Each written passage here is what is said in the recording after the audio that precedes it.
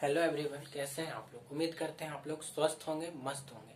क्योंकि आपको हम पहले वीडियो में बता चुके हैं विजयनगर साम्राज्य के बारे में, ठीक है। इसमें हमने आपको संगम वंश के बारे में कुछ जानकारी दी थी और ट्रिक भी बताया था, जो कि मैंने बताया था संगम सतुआ, जिसमें क्या था, सालू वंश, तुलु वंश, अरबिड्डू वंश। देखिए लिख देते हैं क्या ट्रिक था। संगम सतुआ, क्या ट्रिक था, संगम सतुआ, जिसमें संगम वंश, सालू वंश, तुलु वंश, अरबिड्डू वंश, ये बात हमने पिछले वीडियो में बताया था, ठीक है। और इसमें कितने वंशों ने शासन किए, 4, संगम, सालू, तुलु और अरबिड्डू। इसमें आज हम लोग डिस्कशन करेंगे, किस पे डिस्कशन करेंगे, आज हम लोग डिस्कशन करेंगे संगम वंश। संगम वंश के बारे में भी आपको हम बताया था, ऐसा नहीं है। संस्थापक कौन था, हरिहर और बुक्का। आज हम लोग उससे आगे उससे कहाँ चलेंगे, आगे चलेंगे, ठीक है। तो चलिए स्टार्ट करते हैं, हम इसको रब कर लेते हैं और क्लास को स्टार्ट करते हैं। चलिए देखिए, हरिहर प्रथम के बारे में हमने आपको बताया था। आज हम लोग का जो टॉपिक है ये संगम वंश। संगम वंश में कहा से, हरिहर प्रथम के बारे में चूंकि हम आपको जो है पिछले वीडियो में बता चुके हैं, उसमें आप देखिए, लिंक डिस्क्रिप्शन में है, जरूर देखिए उसको, ठीक है। उसके बाद ही इस क्लास को अटेंड करिए। चलिए तो देखिए ध्यान से, सबसे पहले हरिहर के बाद कौन आएगा, यहाँ लिखते हैं बुक्का प्रथम। कौन आएगा, बुक्का प्रथम। अब अच्छे से समझिए बुक्का प्रथम के टाइम में क्या क्या ऐसा हुआ था, ठीक है। देखिए बुक्का प्रथम कहते हैं कि ये जो है वेद मार्ग प्रतिष्ठापक, कौन सा उपाधि धारण किया, वेद मार्ग प्रतिष्ठापक। इसका मतलब क्या होता है, जो वेदों के राह पर चलता है उसको बोलते हैं वेद मार्ग प्रतिष्ठापक।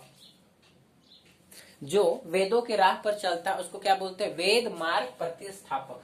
तो इसने वेद मार्ग प्रतिष्ठापक, ये क्या है, ये उपाधि है, ये क्या है, उपाधि है। बताइए बुक्का प्रथम ने कौन सी उपाधि धारण की, वेद मार्ग प्रतिष्ठापक। इट मीन्स क्या हुआ कि वेदों के मार्ग पर चलने वाला को क्या बोलते हैं, वेद मार्ग प्रतिष्ठापक। और ये उपाधि कौन धारण किया, बुक्का प्रथम।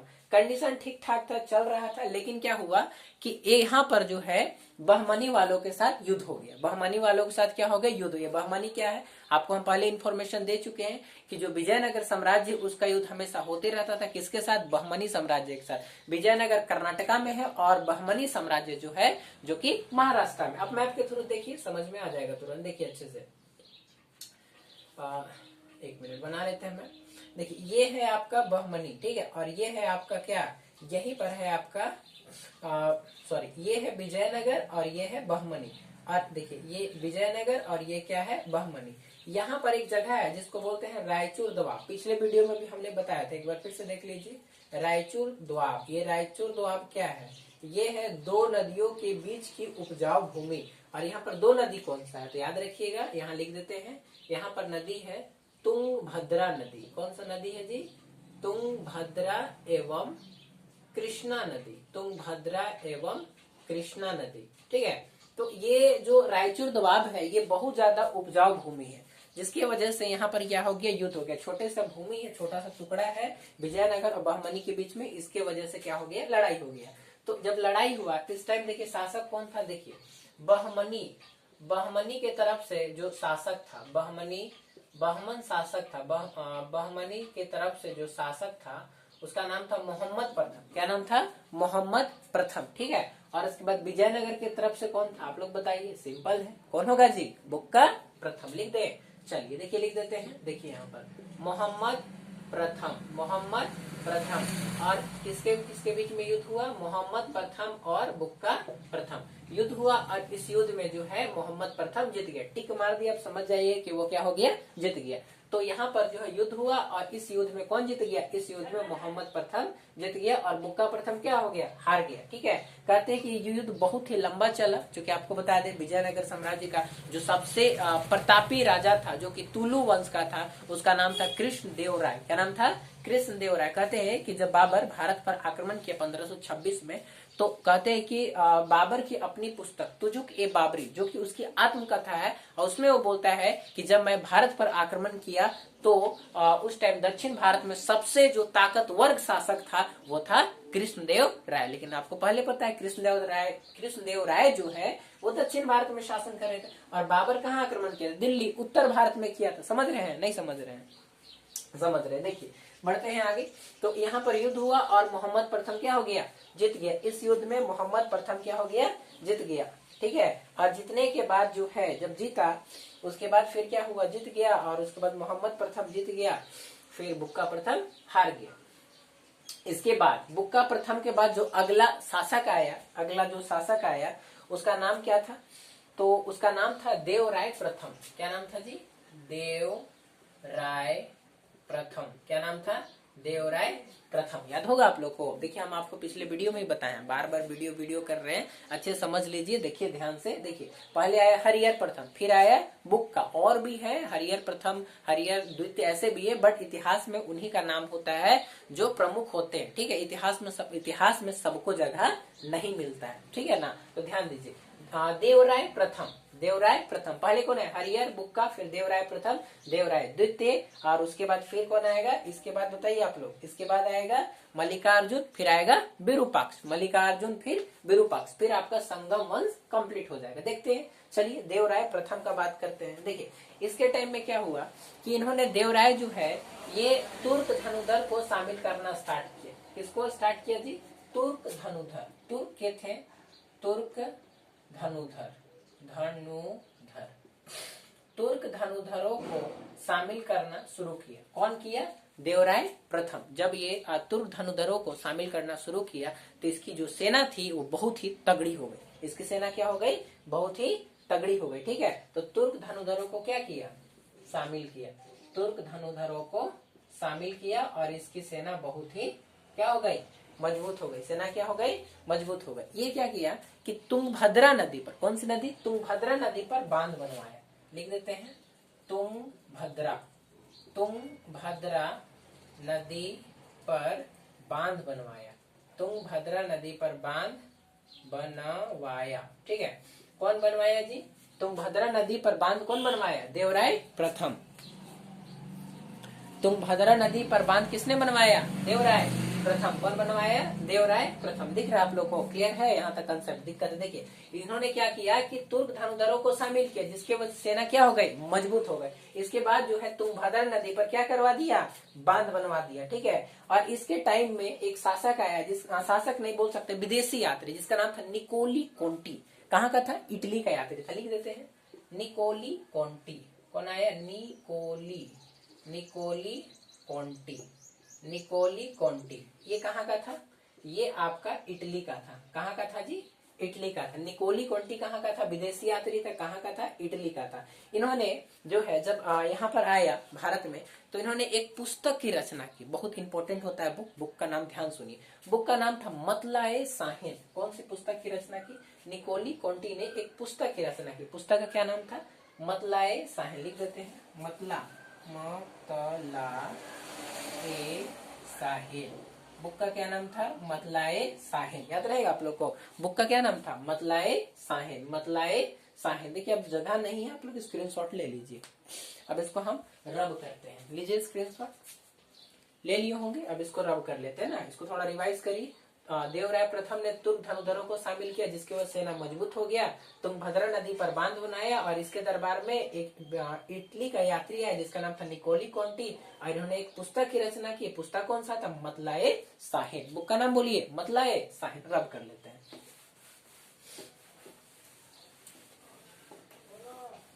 बुक का क्या नाम था जी, मतलाए साहिन। ये अक्सर एग्जाम में पूछ लिया जाता है, तो आप लोग इस पर ध्यान दीजिएगा, ठीक है।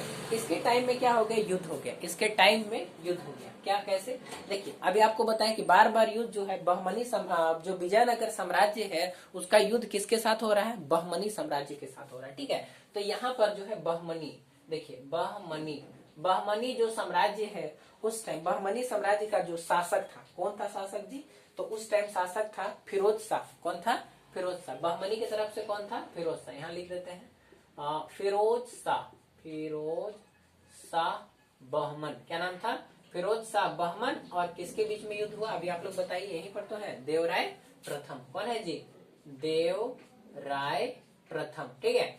तो फिरोज शाह बहमन, और फिरोज शाह तुगलक नहीं जी, गड़बड़ हो जाएगा, वो तुगलक वंश का है, ध्यान से अच्छे समझिए। फिरोज शाह बहमन और देवराय प्रथम के बीच में क्या हुआ, युद्ध हुआ। और इस युद्ध में फिरोज शाह बहमन जीत गया, और जीता तो लेकिन यहाँ पर क्या हो गया, वैवाहिक संबंध स्थापित हो गया, वैवाहिक संबंध स्थापित हो गया। क्या स्थापित हो गया, वैवाहिक संबंध स्थापित हो गया और युद्ध जो है विराम हो गया। पहले अक्सर ऐसा हुआ करता था कि युद्ध होता था और ऐसा हो जाता था। जैसे आप इतिहास में कई घटना देख सकते हैं, जैसे आप देखिए चंद्रगुप्त मौर्य का एग्जांपल ले लीजिए। आप लोग को पता है कि चंद्रगुप्त मौर्य जो है युद्ध लड़ रहा था, उसके सामने कौन आ गई, कार्नेलिया, और उसके बाद युद्ध लड़ने आया था। उसके बाद जो है युद्ध नहीं लड़ा, बल्कि वहां पर क्या हो गया, उसको देखकर उससे प्रेम हो गया, ठीक है, और उसके बाद फिर उससे विवाह हो गया। तो इतिहास में ऐसी कई घटनाएं देखने को मिलती है, ठीक है। तो यहाँ पर क्या हुआ कि फिरोज शाह और देवराय प्रथम के बीच, द्वितीय नहीं प्रथम के बीच में युद्ध हुआ और उसके बाद फिरोज शाह क्या हो गया, फिरोज शाह जीत गया और इसके बाद जो है इसके बीच में वैवाहिक संबंध स्थापित हो गया। उस वैवाहिक संबंध स्थापित हो गया और जब वैवाहिक संबंध स्थापित हो गया तो सब कुछ क्या हो गया, नॉर्मल हो गया, लड़ाई झगड़ा नहीं हुआ। आगे बढ़ जाते हैं। इसके बाद आप लोग बताइए अगला शासक कौन आएगा। पहले हरिहर, फिर हरिहर प्रथम, बुक्का प्रथम, देवराय प्रथम आ गए हमारे बीच। उसके बाद अब कौन आएंगे, देवराय द्वितीय। चलिए रब कर लेते हैं, स्क्रीनशॉट ले लीजिए, ले लिए, चलिए रब करते हैं। इसके बाद अगला जो शासक आएगा उसका नाम क्या है, उसका नाम है देवराय द्वितीय। क्या नाम है जी, देवराय द्वितीय। लिख देते हैं देवराय द्वितीय, ठीक है। इसी के बात कर रहे ना। अच्छा आपको पता है ये कौन वंश का था, ये आपके संगम वंश के थे। कौन वंश के थे, संगम वंश। कौन वंश के थे जी, संगम वंश के थे। कौन, देवराय द्वितीय। देखिए ये थोड़ा मतलब कहते हैं कि सबसे प्रतापी और योग्य राजा था, बट यहाँ थोड़ा इसका उटपटांग सोच है। इसको गजवेटका कहते हैं। गजवेटका क्या होता है, गज का मतलब होता है हाथी, ठीक है। जो गजों को मारे, हाथी को मारे, उसको बोलते हैं गजवेटका। तो इसको हाथी मारने का शौक था, इसलिए इसको गजवेटका कहते हैं। गजवेटका, देखते हैं उटपटांगी शौक रखा है, गजवेटका। बड़े जीवों को मारना अच्छा बात नहीं है, लेकिन इसका शौक था बड़े जीवों को मारना। तो इसने कौन सी उपाधि धारण की, गजवेटका, ठीक है। हाथियों को मारता था, इसलिए हाथियों को मारता था, इसलिए इसने कौन सी उपाधि धारण की, गजवेटका की उपाधि जो है ये धारण की है, ठीक है। कहते हैं कि योग्य राजा था, सबसे प्रतापी राजा था, ठीक है। और ये सिंहासन के बगल में गीता और कुरान रखता था। सिंहासन के बगल में क्या रखता था, गीता और कुरान। देखिए एक राजा होने के नाते राजा का धर्म है कि वो हर एक धर्म का सम्मान करे, सिर्फ एक धर्म का नहीं बल्कि हर एक धर्म का सम्मान करे, ठीक है। तो वो सिंहासन के बगल में गीता और क्या रखता था, कुरान। गीता और कुरान कहाँ रखता था, सिंहासन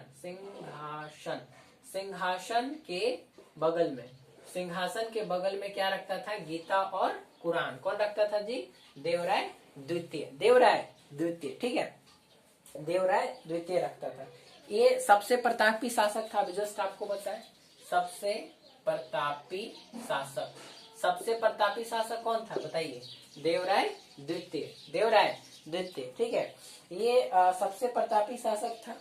इसके बाद क्या हुआ कि इसका दिमाग घुमा, ये श्रीलंका पर आक्रमण कर दिया। कहां पर आक्रमण किया, श्रीलंका पर आक्रमण किया। आपको इंफॉर्मेशन के लिए बता दें कि श्रीलंका पर आक्रमण करने वाला ये तीसरा शासक है। क्यों, और कोई नहीं किया था क्या, अरे किया तो तभी तो तीसरा शासक है। बता दे कौन कौन किया था। देखिए राजा राज और राजेंद्र चोल, ठीक है, यहाँ लिख देते हैं राजा राज और राजेंद्र चोल, ठीक है। ये पहला बार, ये दूसरा बार और ये देवराय द्वितीय तीसरा बार। तो श्रीलंका पर आक्रमण करने वाला देवराय द्वितीय जो है ये तीसरा शासक है। मजाक बना दिया श्रीलंका को जी, जो मन सो जाते हैं और जाके आक्रमण करके पूरा श्रीलंका को जीत लेता है। तो राजा राज, उसके बाद राजेंद्र चोल, फिर हमला कौन बोल दिए, देवराय द्वितीय। किसको जीत लिए, श्रीलंका को जीत लिए। किसको जीत लिए जी, श्रीलंका को जीत लिए। इसके टाइम में एक विदेशी यात्री आया जिसका नाम था अब्दुल रज्जाक। क्या नाम था जी, लिख लेते हैं अब्दुल रज्जाक। क्या नाम था, अब्दुल रज्जाक। इसके टाइम में एक विदेशी यात्री आया, उसका नाम क्या था, अब्दुल रज्जाक। क्या नाम था, अब्दुल रज्जाक, ठीक है।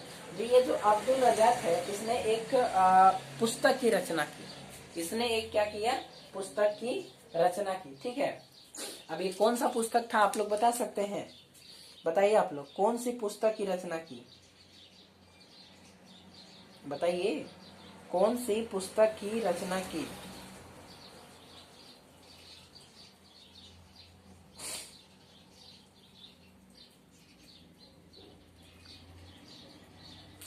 बताइए बताइए, कौन सी पुस्तक की रचना की? हमको लगता है कि उसमें हमने एक छोटा सा मिस्टेक कर दिया था।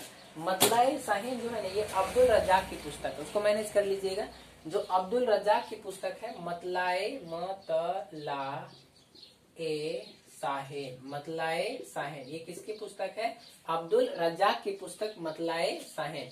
इसमें क्या है कि देवराय द्वितीय के बारे में पूरी जानकारी मिलती है और बताया जाता है इस पुस्तक में कि देवराय द्वितीय के पास 300 से भी ज्यादा बंदरगाह थे।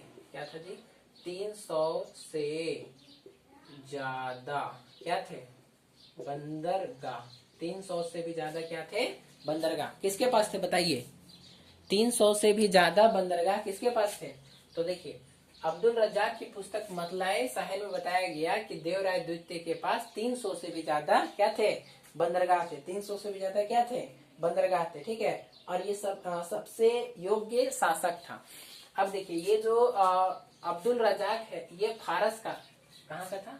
फारस, फारस का यात्री था। कहाँ का यात्री था? फारस का यात्री। इसके बाद देखिए, अब देवराय द्वितीय हो गया, जान गए। अब इसको रब कर लेते हैं, आप लोग स्क्रीनशॉट लीजिए। चलिए जल्दी ले लिए स्क्रीनशॉट, आगे बढ़े। इसके बाद अगला जो शासक आया उसका नाम था मल्लिका अर्जुन। क्या नाम था जी? मल्लिका अर्जुन। अगला शासक का नाम था मल्लिका अर्जुन। देखिए, बस बहुत जल्द खत्म होने वाला है। अगला शासक का क्या नाम था जी? मल्लिका अर्जुन। क्या नाम था? मल्लिका अर्जुन। अगला शासक का नाम था मल्लिका अर्जुन, मल्लिका अर्जुन, ठीक है। अगला शासक का क्या नाम था? मल्लिका अर्जुन नाम था। देखिए, ये जो मल्लिका अर्जुन था, इसको